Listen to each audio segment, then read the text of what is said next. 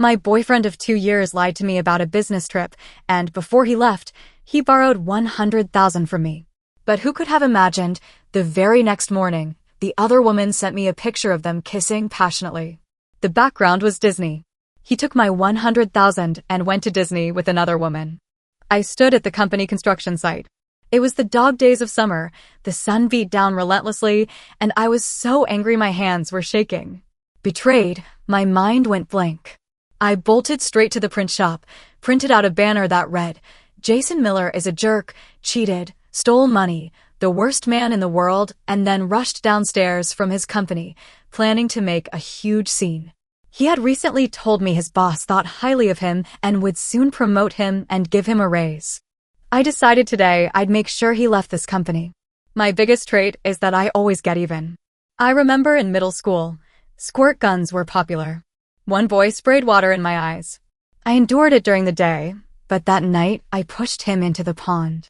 The pond was shallow, of course, he couldn't drown, but being pushed in when he was off guard was a direct warning. From then on, he never dared bully me again. My temper has never been very good, so my boyfriend cheating caused immense damage to my self-esteem. I didn't think too much, I just decided to completely blow up at him. Fuming, I rushed downstairs from his company, looking for the perfect spot where everyone in the company could see the banner. Emily, a low voice, called out. It was Robert Sterling, my boyfriend's cousin. He was followed by a large group of people. If I wasn't mistaken, a few of them were even bosses from my boyfriend's department. They followed one by one behind Robert Sterling. Robert Sterling was surrounded as if he were the center of attention. He was tall and slender, probably around 6'3", handsome, and looked cold. Standing in the crowd, he stood out from the rest, definitely tall, handsome, and successful, a world apart from my loser boyfriend. I had met him once before at my boyfriend's family gathering. He was quiet the whole time, but his deep eyes kept staring at me for no reason. His gaze was profound and enigmatic, and I couldn't understand it at all. He saw right away that something was wrong with my face. He waved the group away dismissively, then casually slipped one hand into his pocket and stood before me, looking imposing. He glanced at the red banner clutched in my hand. I said, "I'm not here for work today. I'm here to expose your cheating cousin." He raised an eyebrow. 2 seconds later, as if it suddenly clicked, he asked me, "You two broke up?" His eyes were dark and deep, like the vast night sky. Before, they only held coldness, but now there was a hint of amusement. I was startled for a moment, not understanding where the amusement came from, but I was in a fit of rage at the time, and subconsciously took it as mockery. So I replied with a nasty tone, "It's your cousin who cheated. I'm here today to expose him for the jerk he is." The corner of his mouth lifted slightly. It was the first time I'd ever seen him smile. His long, narrow eyes curved upwards at the corners, so handsome it was impossible to look away. "Then how do you plan to expose him?" His sudden smile left me reeling, my head buzzing. I subconsciously held up the banner in my hand. He reached out, and his long, handsome fingers brushed against my palm as he took the banner. The touch felt weird, soft somehow. I watched as the red banner was slowly unfolded by his handsome hands. He quickly scanned the banner, then looked up at me. "Is that it?" I didn't understand what he meant at first, so I asked, "What do you mean?" He unhurriedly rolled up the banner. His voice was low and deep. "What good does just yelling at him do? Why not ruin his job? I can even find someone to beat him up." For a moment, I thought I was hearing things, completely confused. He gazed at me, the amusement in his eyes deepening. "This little thing, I'll help you." I stood there stunned for a few seconds, then suddenly remembered who he was and my expression instantly became wary. "Why are you helping me? He's your cousin." "Because I've been waiting for you two to break up for a long time." This reason shocked me. I was totally bewildered. Why was he acting so strange today? My head spinning, I said, "I don't understand what you mean." A dark glint appeared in his eyes, tinged with that familiar, complex emotion. "I want to help you. Did you hear me?" I was completely speechless. He abruptly glanced up at the sky and blurted out, "It's too hot. Let's go somewhere else to talk." By the time Robert Sterling pulled me into his car, I was still in a daze. Robert Sterling controlled his black Rolls-Royce steadily with one hand, turning his head to glance at me. "Are you hot?" The air conditioning in the car hit me, and I finally came back to my senses. Filled with confusion about why I was in his car, my slow brain took a moment to catch up. It suddenly dawned on me. "You did this on purpose. You wanted to stop me from making a scene there." I suddenly realized. In front of Robert Sterling, my brain felt slow, and my words came out sluggishly. Was his presence just too overwhelming? He smiled at me again. "You could say that." I flushed with indignation. "See, you're cousins.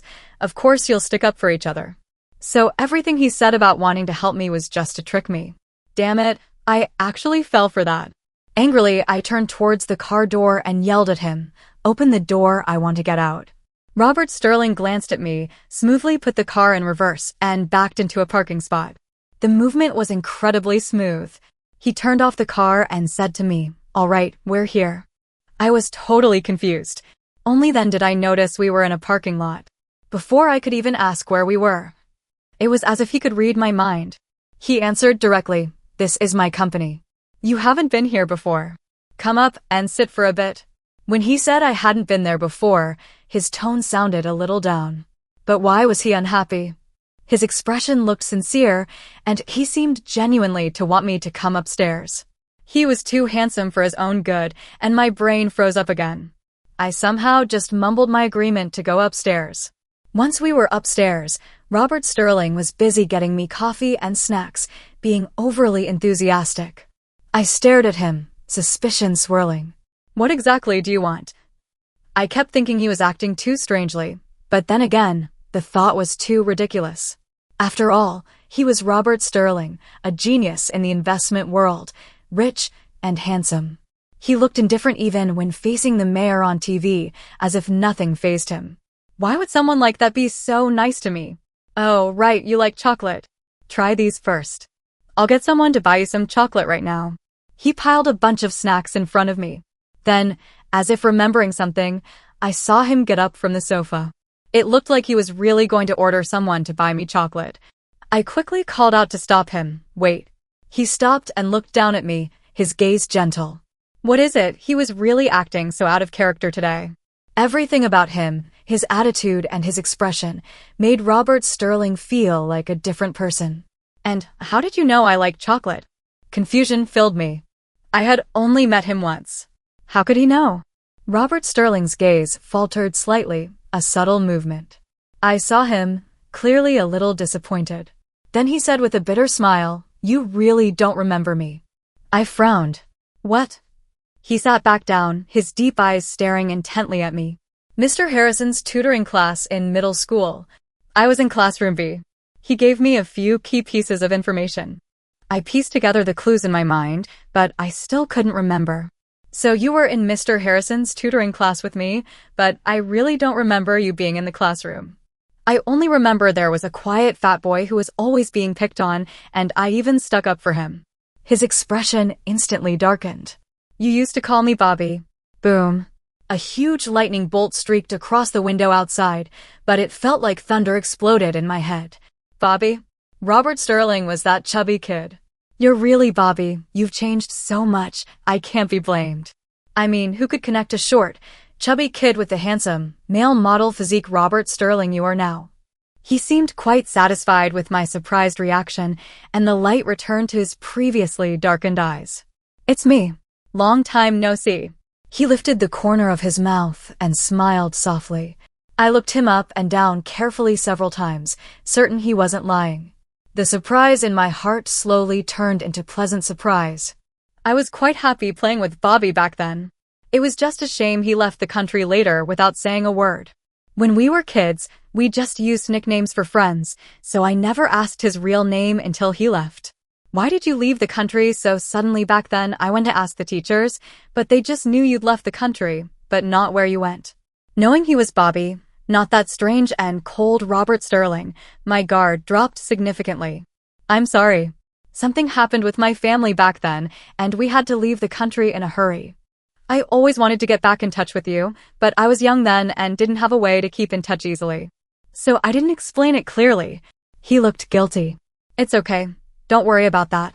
I gave a cheerful laugh. Seeing me laugh, his smile deepened. It's all in the past. See, we've met again. I saw his Adam's apple visibly bob. He seemed truly relieved. As I smiled, he echoed, it's all in the past. By the way, when did you recognize me? I recognized you the first time I saw you. Puzzlement filled me.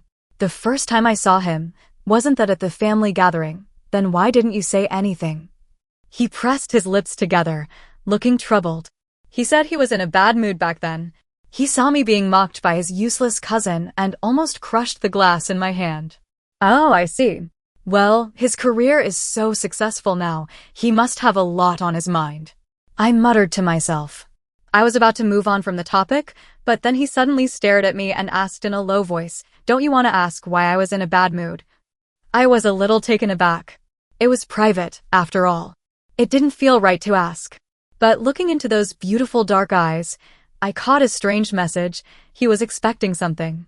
Since he brought it up, I followed his lead and asked, so what happened back then? Why were you unhappy? Because of you. The moment I finished speaking, he answered without hesitation. Because of me, I was totally lost. What did Robert Sterling mean by that? He didn't wait for me to ask again and said directly, because I saw Jason Miller holding you, and that made me unhappy. Outside, a downpour suddenly started. The rain started without warning. The sound of the rain was usually nice, but this time it seemed to muddle my thoughts. Robert Sterling seemed to have completely opened the floodgates. What he said, sentence after sentence, left me utterly shocked. I've been waiting for you two to break up for a long time. Why were you waiting for me? My brain completely froze. I could only blurt out the confusion in my heart based on instinct. He stared intently at me, his gaze terrifyingly intense. Because I like you. I've liked you since before. I've never been so shocked in my life. I was so stunned I couldn't speak. Robert Sterling likes me. He likes me. I was stunned. All my confusion boiled down to one question. How could he like me? The soft feel of the banner in my hand suddenly reminded me of the purpose of taking leave today. As for Jason Miller, just sit tight, I'll handle him. He leaned his upper body slightly closer to me. If there wasn't a coffee table between us, I'd feel like he was almost touching me. Jason Miller was his cousin. They were related by blood. How could he help me? He seemed to see my conflicted expression. He never took his eyes off me. It's not just about that anymore. Let's make a deal. I looked up at him, surprised. My eyes were full of surprise and expectation. He said softly, if I help you deal with him, you give me a chance to pursue you. A few days later, Robert Sterling proved to me through his actions that he was serious. Jason Miller really lost his job. He was fired for negligence, misconduct, and damaging the company's reputation. He rushed back to the city overnight. After knowing he couldn't keep his job, he came to me looking pathetic, thinking he could at least keep me. Emily, it's all a misunderstanding. Let me explain. The moment I saw him, I remembered the 100,000. I shouted sharply, give me back my 100,000, don't say anything else. I don't want to hear a single word. Don't listen to the gossip at my company, I didn't cheat. It was all a misunderstanding. I couldn't help but laugh. I used to think Jason Miller was humorous when we were together. Now he looked utterly pathetic, absurdly comical. I unlocked my phone, dismissed the message Robert Sterling had just sent, want to have dinner together tonight, and then opened the picture the other woman had sent me. I held it up to Jason Miller. I watched his face turn pale before my eyes and felt a rush of satisfaction, as if all the pent-up frustration I'd held onto for 2 years suddenly evaporated. Seeing that he couldn't speak, I let out a cold snort. Don't say another word. I don't want to hear it. Just pay me back. Are you going to give me the 100,000 in cash or transfer it directly to my bank account? Jason Miller pressed his lips tightly together. Just when I thought he was going to argue with me for a while, he dropped heavily to his knees with a thud. This was outdoors where people were passing by. I was instantly stunned. I frantically glanced around at the growing crowd and quickly reached out to pull him up. What the hell are you doing? Get up. He just knelt straight on the ground, looking at me with determined eyes. I will never break up with you. I admit I wronged you. If you don't forgive me, I'll keep kneeling. More and more passers-by gathered. Curious, gossipy eyes turned our way, and my face flushed crimson. You're unbelievable. Jason Miller, you think I'm breaking up with you just because of this one thing? I was furious. I spilled out all 2 years of pent-up resentment. You think I didn't know you pursued me back then just to secure the project I was leading? You sought me out deliberately. You didn't truly like me at all, and now you're here faking sincerity on Christmas. You lied and said you were working overtime. But where were you? You went to a nightclub ever since you found out my family was well off. You kept trying to get my parents to buy your investment products. You thought I was oblivious to all your schemes. It was as if Jason Miller hadn't expected me to blurt all this out. His face went pale. He suddenly pounced and grabbed my wrist. I was caught off guard, and he got a firm grip. I couldn't break free no matter how I struggled, and just let him pull at me. Watching him explain incoherently, his face red with exertion, the crowd of onlookers grew larger. I felt a little flustered inside. I shouted at him frantically. "Are you crazy, Jason Miller?" He shouted back at me. "I am crazy. If you break up with me, I'll jump from the rooftop." Faced with such a crazy person, I couldn't do anything. I even scratched his arm hard with my fingernails, trying to make him let go, but he still wouldn't let go even though I scratched him until he bled. He just knelt there, clinging to me. Suddenly, a dark figure flashed past like lightning beside me, bringing a gust of wind. The air was filled with cologne scent. The next second, a tall, slender figure appeared in front of me. Right in front of me, he kicked Jason Miller, who was holding on to me, away. The figure belonged to Robert Sterling. His jaw was clenched, his expression cold. His carefully sculpted features were set in a hard, cold mask. Jason Miller rolled pathetically on the ground. He scrambled back up and was just about to get angry, but his anger vanished the moment he saw Robert Sterling. But then he shouted, "You pathetic display, get lost." Robert Sterling's eyes blazed with fury, and he roared at him. Jason Miller froze for 2 seconds, as if he had grasped a lifeline. He immediately asked for help. "Rob, you came just in time. Help me." "Emily, I won't break up. I'll never break up." He looked at Robert Sterling, full of expectation, but then saw a cold, sharp curve suddenly appear at the corner of Robert Sterling's mouth, devoid of any warmth. "Win back, Emily. Why would I help you?" Robert Sterling was usually very cold, and that almost smile, devoid of any real humor, was chillingly menacing. Jason Miller looked at Robert Sterling uneasily, swallowed with difficulty, and mustered courage. "You know me, Rob. Help me. Rob, I don't want to break up with Emily." I frowned, staring at Jason Miller's pathetic, clingy look, feeling a wave of frustration.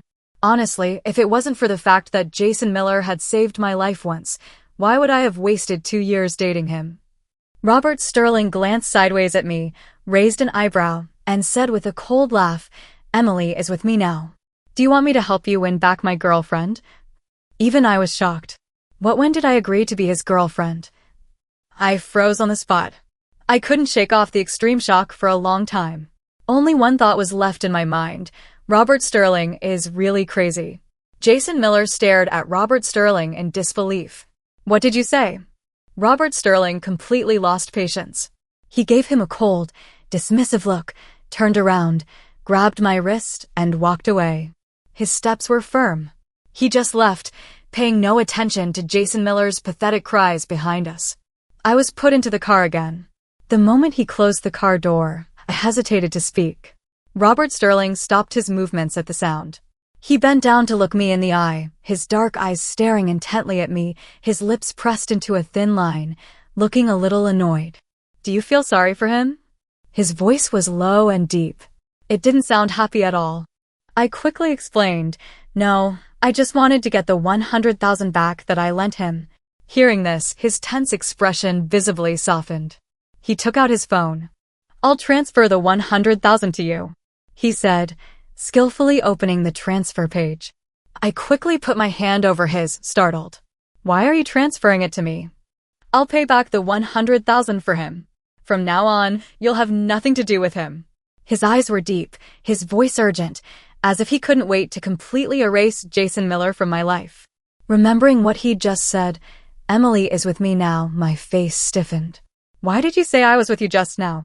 I bit my lips tightly, my eyes full of apprehension. His gaze slowly lowered, falling onto my lips. His gaze darkened slightly. Didn't we agree that if I help you deal with him, you'd give me a chance to pursue you? I'm taking that deal seriously. He was too close to me. His cologne scent enveloped me, giving me a trapped, nervous feeling. I tried to argue back, but that was just agreeing to let you pursue me. How did that turn into me being your girlfriend? He let out a low laugh. The laugh rumbled in his chest, muffled, sending a shiver down my neck. Because I can't wait, Emily. I've waited too long. I've waited for years. His voice was hoarse as he stared at my lips, leaning in closer, inch by inch. His quick breaths fanned my face. The dangerous distance made my brain instantly short-circuit. He advanced with an overwhelming intensity. We were so close our noses almost touched. My heart was beating wildly. My mouth went dry. I closed my eyes, a nervous flutter in my stomach. I could only hear the sound of my own pounding heart in my ears. I was very scared, not knowing what he was going to do. I kept wondering, is he going to kiss me? I waited nervously and fearfully. A few seconds later, I heard him laugh again. I suddenly opened my eyes and met his teasing dark eyes. Are you hungry? Let's go eat. He smiled and closed the car door. I didn't say a word the whole way, my mind replaying that embarrassing scene. It was driving me crazy. Oh God, why did I close my eyes? Anyone would think I was expecting something. And how could he just do that? I hadn't even agreed to be with him yet. How could he want to kiss me? Even though we didn't actually kiss, the strange thing was, I never felt this pounding heart, this mix of nerves and a strange anticipation when I kissed Jason Miller before. I suddenly realized I might be more fickle than I thought. I had just broken up, yet I had these strange feelings for another man, a feeling I had never experienced before. Robert Sterling took me to a uniquely decorated restaurant. Judging by the luxurious facade, the prices were definitely not cheap. The surroundings were decorated with all sorts of uniquely shaped green plants. It was definitely palatial garden style. At the edge of the flower beds, a small stream babbled, the water gurgled, flowing under the small granite bridge. Dim small lights flickered on one by one, like a dreamy wonderland. After Robert Sterling asked me what I liked to eat, he ordered a few dishes quickly, fluently, and naturally. The names of the dishes sounded particularly interesting. After ordering, we were the only two left in the room. The taste here is pretty good. I've been here a few times. He kept staring at me without blinking, which made me feel uneasy. To quickly distract him, I obediently picked up the glass and casually took a small sip. My eyes instantly lit up. I couldn't help but exclaim, "It's delicious." When I met his gaze, full of gentle amusement, he keenly noticed my subtle change and let out a soft sigh. "Emily," I looked up at him, confused. "You always seem to keep your distance from me." He gazed at me with deep eyes and said. Under his steady gaze, I told him honestly. "Because I always remember what you looked like as a child, chubby and particularly cute." Unlike now, so mature and masculine, he was a walking embodiment of masculine charm. I didn't dare look too long, afraid of what it might do to my heart, but faced with him now, I really couldn't handle him. "Then from now on, I'll appear in front of you more often." The corner of his mouth curved into a faint smile. "This way you'll slowly get used to how I look now. And then you'll fall in love with me." For a moment, the air seemed to freeze, especially the dim lighting in the private room, which created an intimate atmosphere. The light lazily shone on his perfectly sculpted features, the hint of chest muscle visible beneath his partially unbuttoned shirt. That feeling of heart pounding wildly came back. I swallowed with difficulty. My mind was screaming, "Help." How did he get so captivating after growing up? Just as my eyes lingered uncontrollably on Robert Sterling's face, the sound of the waiter bringing food snapped me back to attention.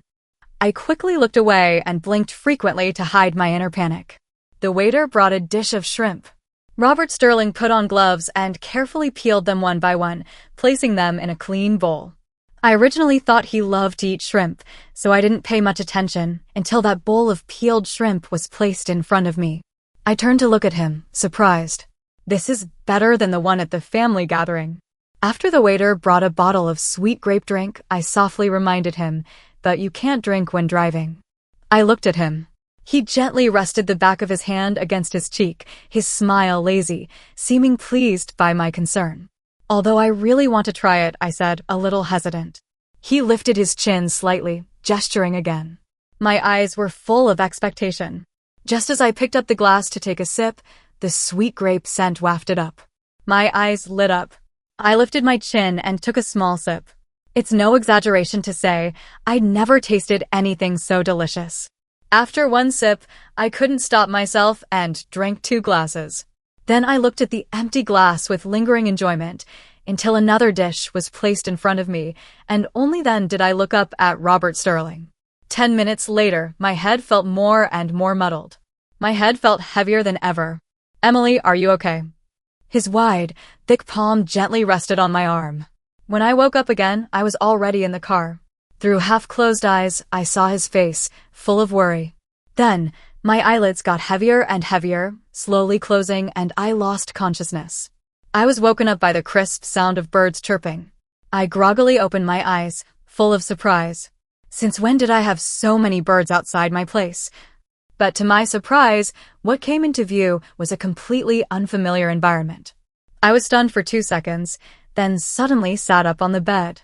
I subconsciously looked down at my clothes. It was still the same outfit from yesterday. I tried hard to recall what happened last night. But my memory was blank. I couldn't remember a thing. Suddenly, I heard the doorbell from downstairs. I jolted awake, rolled out of bed, and ran barefoot towards the door, wanting to open it. When I opened the door, I was startled to realize I was in a house. I was on the 2nd floor. It seemed I was at Robert Sterling's place. Just as I was zoning out, there was movement from downstairs again. It was Jason Miller's voice. His voice was agitated, clearly shouting accusations. I was a little confused.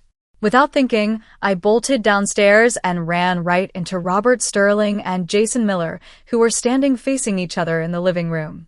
Robert Sterling seemed he hadn't expected me to come downstairs. His eyes caught sight of my bare feet. Then, he quickly walked to the shoe cabinet, took out a pair of soft slippers, and knelt on one knee. In one fluid motion, he grabbed my ankle and helped me put the shoes on. His series of movements were too fast and too smooth.